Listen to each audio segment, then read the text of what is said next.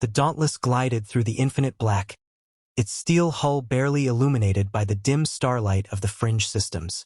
Captain Elena Torres sat in her command chair, the quiet hum of the ship's engines thrumming beneath her feet. The mission was simple: survey uncharted space and catalog potential resources. But in the unspoken tension of the bridge crew, everyone knew the real stakes. Humanity's first tentative steps into the galactic frontier were not a leap of ambition but one of desperation. Earth was overburdened, its resources stretched thin. Expansion wasn't just a dream, it was survival. "Captain," Lieutenant Raman's voice cut through the stillness, sharp with urgency. "We're detecting multiple unidentified vessels ahead. Approximately 2,000 kilometers and closing." Torres straightened, her dark eyes narrowing. "Put them on screen."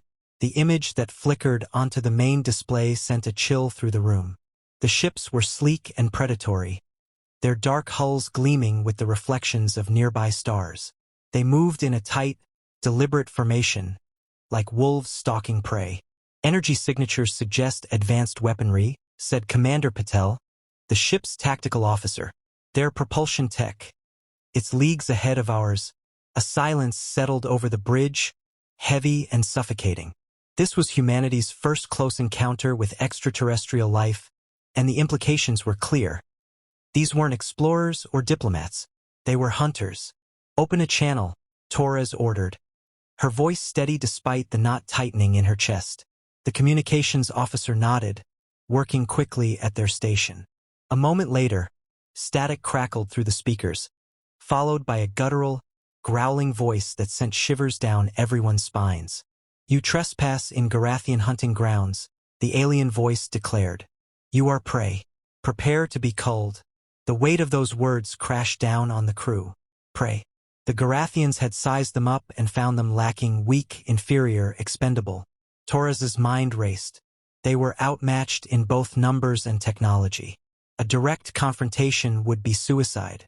"Close the channel," she said firmly, then turned to Patel. "Tactical options?" "None that end well," Patel admitted grimly. "Our weapons won't even scratch their hulls.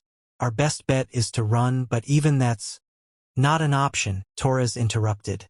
"If they catch us running, they'll rip us apart. We need to think differently."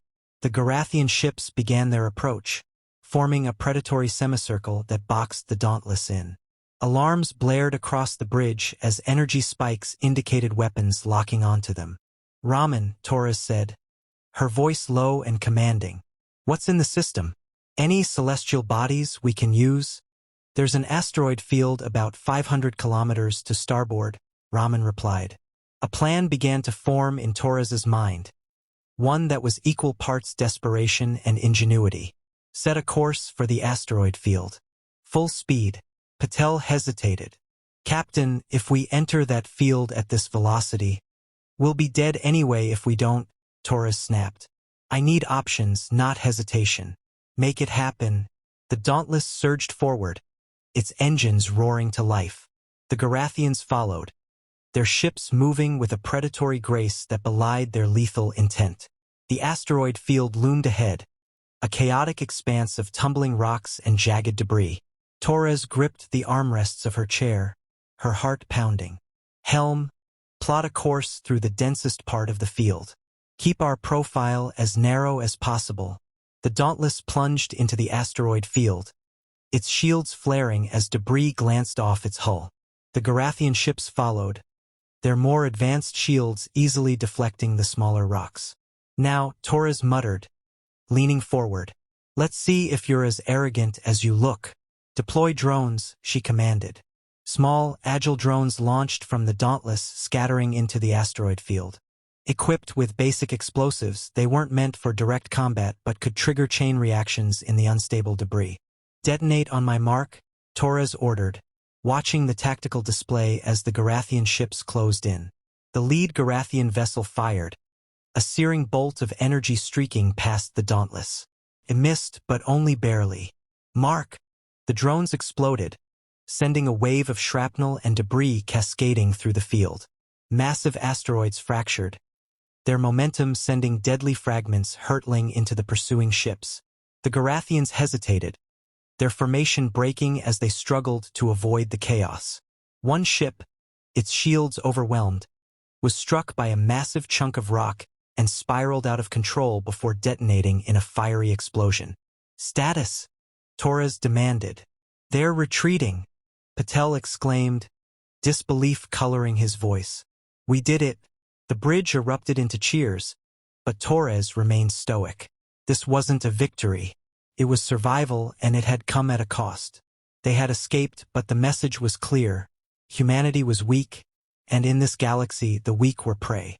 As the Dauntless limped back to friendly space, Torres stared out at the vastness of the stars. "If they think we're prey," she murmured, "then we'll show them what desperate prey can do." And so, humanity's transformation began. The United Terran Nations, UTN, chamber was silent, the kind of silence that weighed heavy with fear and unspoken truths. The holographic image of Captain Elena Torres flickered at the center of the circular room, her face lined with exhaustion and determination. Her voice, steady despite the horrors she recounted, echoed through the hall. "They called us prey," Torres said, her gaze sweeping across the assembled delegates. "They hunted us as if we were animals. If we do nothing, they'll come again. And this time we won't escape." The room erupted in debate.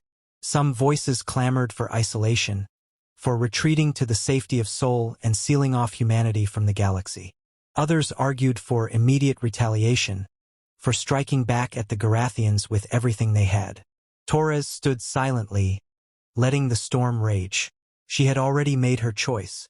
When the delegates finally turned to her for guidance, she spoke firmly. "If we hide, they'll find us. If we fight like we are now, we'll lose. The only way we survive is by becoming something they don't expect, something they fear." The decision was made. Humanity would not cower in the shadows. They would transform. Thus began Project Predation, an unprecedented initiative to rewrite humanity's role in the galaxy. The first steps of the project were taken in the shipyards of Luna and Mars. Engineers and scientists worked tirelessly to retrofit Terran ships with experimental technology, blending ingenuity with desperation. Stealth systems were prioritized, as well as advanced drone warfare and adaptive AI.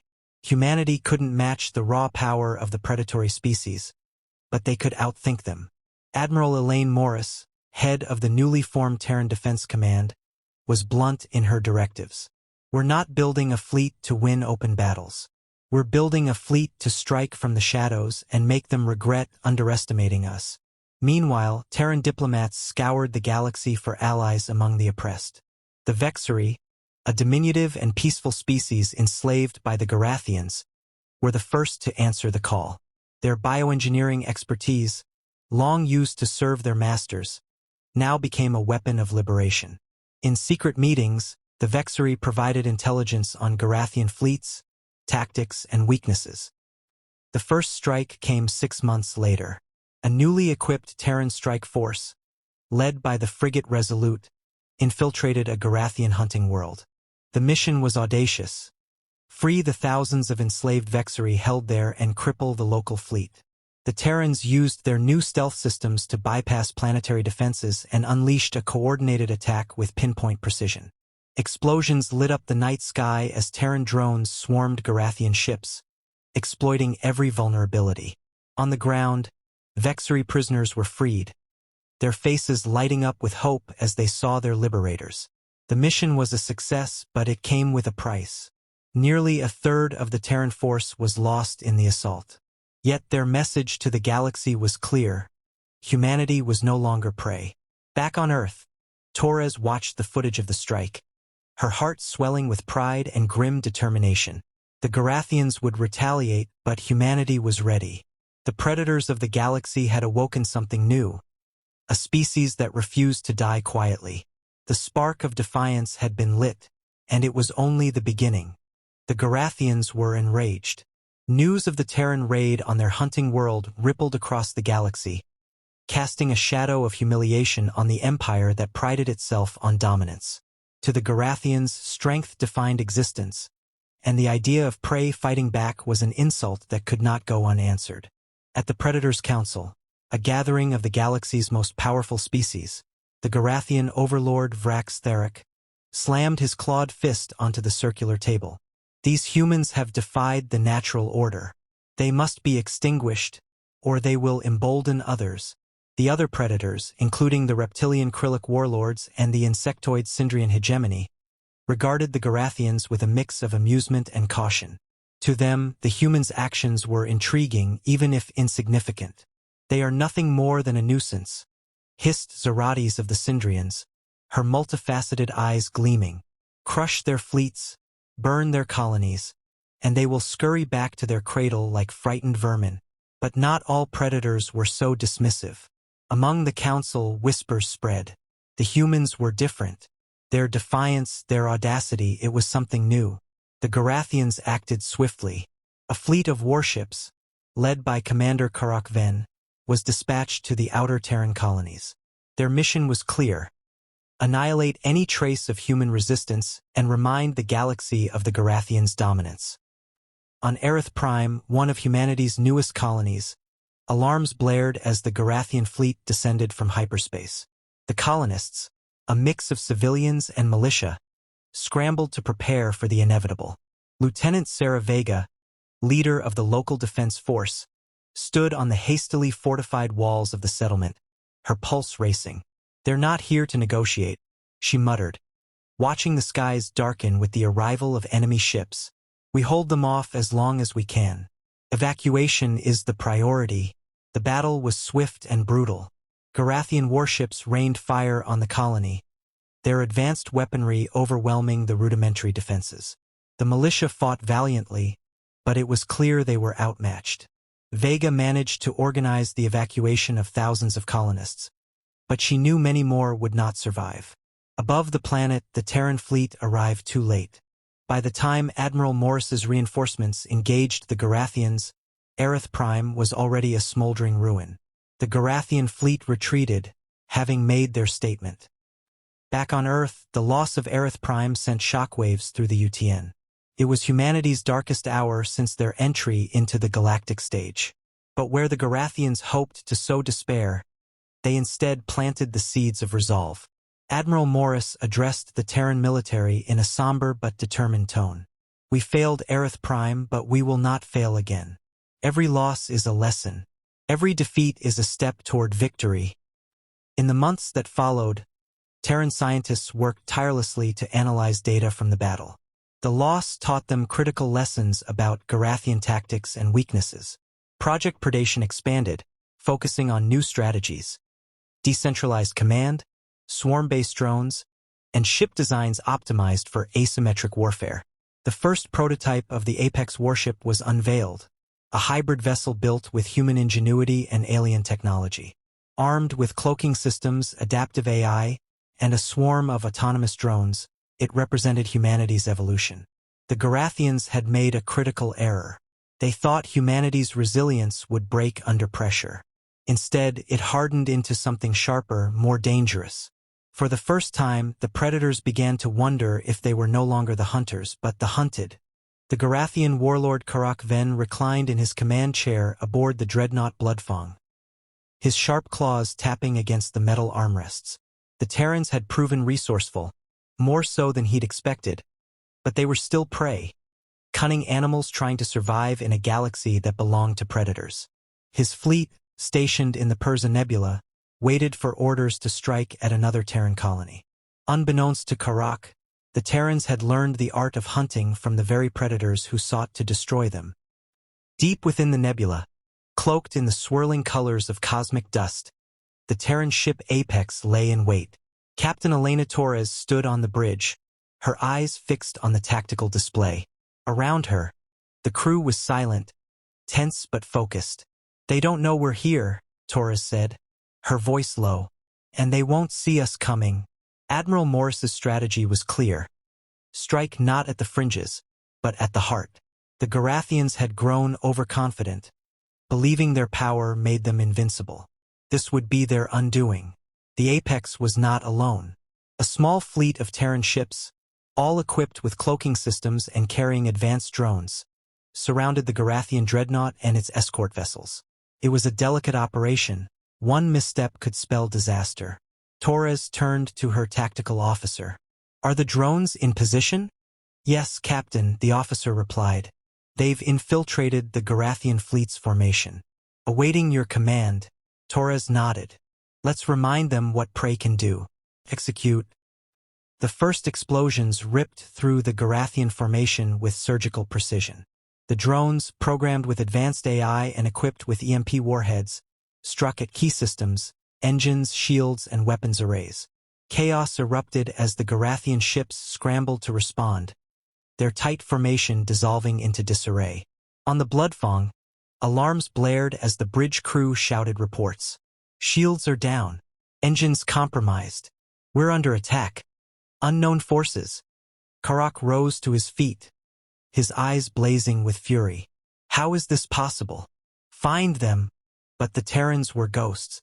The Apex and its fleet remained cloaked, moving like shadows through the nebula. Each strike was precise, crippling the Garathians without revealing the attacker's position. Torres watched the tactical display with grim satisfaction. They're scattering, she said. Good. Deploy the second wave. More drones emerged from the Terran ships, this time armed with kinetic weapons. They targeted the Garathian ships' exposed hulls, tearing through their defenses. One by one, the massive warships fell, their wreckage drifting silently through the nebula. The Bloodfang was the last to go. As its hull split apart under the relentless assault, Karak Ven's final thought was not of rage, but of fear. The Terrans weren't prey anymore. They were something far worse. When the battle ended, Torres stood on the bridge of the Apex, looking out at the debris field. Send a message to Earth, she said. Mission accomplished. Humanity had learned to adapt, to evolve. They were no longer fighting for survival, they were fighting to thrive. In the cold void of space, where the strong ruled, humanity had found its place. The predators of the galaxy would never hunt without fear again. Humanity had become the predator.